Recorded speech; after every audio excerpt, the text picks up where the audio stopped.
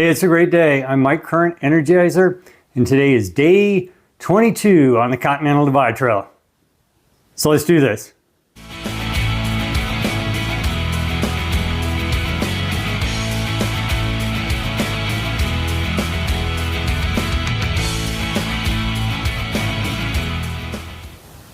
So for today, it's a 0 day in Grants, New Mexico.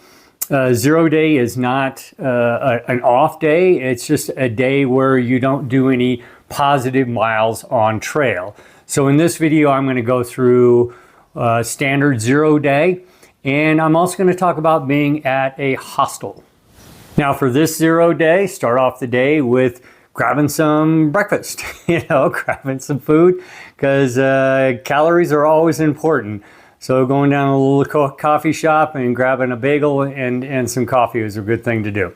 The next thing, of course, is to go to the grocery store. Need to get food for the trail, what I'm going to eat for the next leg of the trail, but also things I want to have around the hostel while that day is going on. So while I'm not at a restaurant, because I constantly want to eat food, stuff I can eat and I can drink while I'm just sitting around in the hostel. So the food is broken up to what I'm eating while I'm in town and what I'm going to eat on trail. For this 0 day, I also went down to the local barber. I mean, it had been 3 weeks since I had a haircut, so I was getting to be a regular hippie. And so, Josh at the Outcast Barbers gave me a fantastic haircut. After that, lunch rolled around, so it was time to go get something to eat. I'm in New Mexico, so I went to the local Mexican restaurant and got a fantastic meal there. For the afternoon portion of my 0 day, spent most of the day uploading videos, getting videos uploaded so you can enjoy those and doing some editing. Also trying to comment on your comments and read all through those. And then I ended the 0 day by going back to the Route 66 Junkyard Brewery. I met Knee Deep and Mash there and just had an incredible evening just talking to them and just very good conversations. Some of you had asked, because in an earlier video I said I going to be not linking up with them. Well, I took a 0 in Pie Town and they hiked on that day, and that's why I knew I wasn't going to be hiking with them for the next leg. But they got a late start the one day out of Pie Town, and then they went and saw something during that leg that was kind of a little tourist attraction along the trail. And so I was able to catch up with them. And then while they were having their 0, I was able to visit with them as well. So it was really nice just seeing them again on trail. And perhaps as we're going down, that'll happen again. And I hope so, because it's just really nice. They're just a wonderful couple. And it would be a happy circumstance to be able to see them again further down the trail. Now, like I said in yesterday's video, I am staying at the Lava Flow Hostel. I tend to stay at the hostels if one is available in the town for a variety of reasons. One, just economically, they're better priced than staying at a hotel. Two, I am an extreme introvert, and I don't know if you don't get perhaps that impression from the videos, but I'm an extreme introvert. And if I go into a hotel, I know I'm just going to sit in the hotel in my happy place and be alone. So staying at a hostel forces me to interact with other through hikers, and I get that experience. I share that experience, and I find that part of being on a through hike, so I enjoy that. Now, the Lava Flow Hostel, in many respects, it is a standard hostel that you would find along the Appalachian Trail, the Pacific Crest Trail, or here on the Continental Divide Trail. This one has a little uniqueness to it, but essentially it's pretty much the same. For this one, it's broken up into 3 buildings. You have the dorm room where I'm staying, which is 2 bedrooms with 2 queen-size bunk beds. So each room can fit 4 people. They have a bathroom in there, a common area, and a kitchen that people can use there. Then they have the backyard cottage. Behind it, again, another building where it has a common room, just a living room, a kitchen, and then it also has 2 bedrooms, but there's only 2 queen-size beds in each, 1 queen-size bed in each one.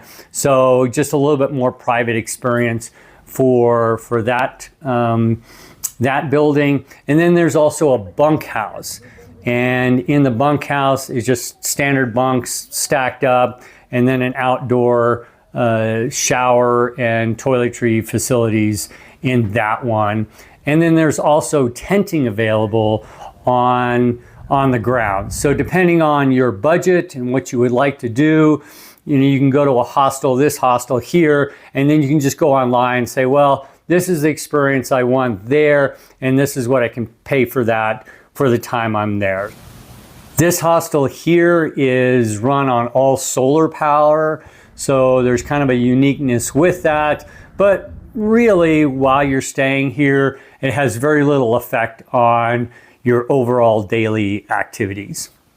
So that's really it for day 22 on the CDT. Just a wonderful, wonderful 0. Tomorrow I'm going to be taking an additional 0. I am adding 0s to each one of my stops in New Mexico just because I'm trying to delay my entrance into Colorado because of the snow conditions that are still existing there. I'm going to have snow no matter what, but I would like it at a little lower level than it is right now.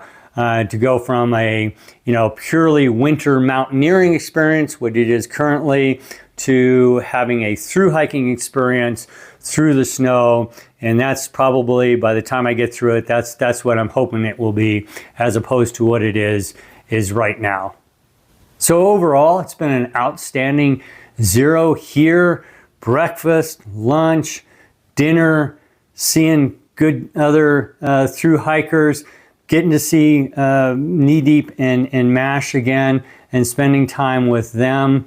It's very interesting that the Continental Divide Trail is considered the least populated as far as thru-hikers. It's less than 1/10 of the thru-hikers that you would see on the Appalachian Trail or Pacific Crest Trail.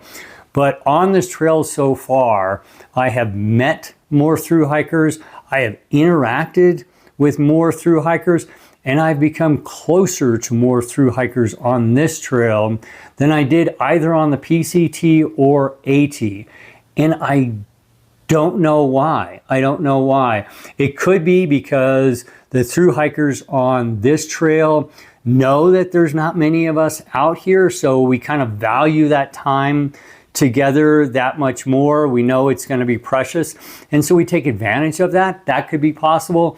It could be that maybe I'm just opening up more. I'm an introvert, so maybe I'm opening up more to those possibilities and interactions on this trail than I availed myself on the other 2 trails. I'm really not sure, but I can tell you that for the least populated as far as thru-hiker trails, this one has been absolutely wonderful as far as the interactions with other thru-hikers, and I'm really enjoying that. Well, that's all for today. I will see you tomorrow.